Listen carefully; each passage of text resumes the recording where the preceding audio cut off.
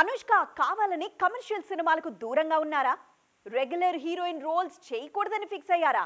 అందుకే lady oriented సినిమాలు మాత్రమే చేస్తున్నారా? మిస్ శెట్టి, మిస్టర్ పొలిశెట్టి విజయం తర్వాత కూడా సైలెంట్ గా ఎందుకున్నారు? జేజమ్మ ఫ్యూచర్ ప్లాన్ ఏంటి? అసలు సమస్య ఎక్కడుంది? ఆ డీటెయిల్స్ అన్ని ఈ స్టోరీలో చూద్దాం.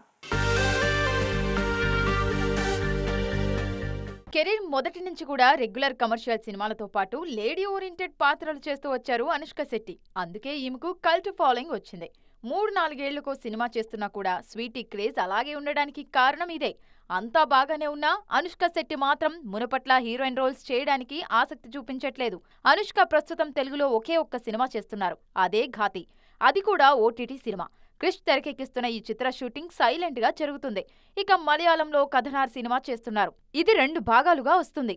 పీరియడ్ ఫ్యాంటసీ డ్రామాగా వస్తున్న ఈ చిత్రంలో జయసూర్య హీరోగా నటిస్తున్నారు. కేవలం 30 నిమిషాల చికిత్స. కాల్ చేయండి 9989527715. మిస్ శెట్టి, మిస్టర్ పోలిశెట్టితో 5 ఏళ్ల తర్వాత వచ్చి విజయం అందుకున్నారు అనుష్క.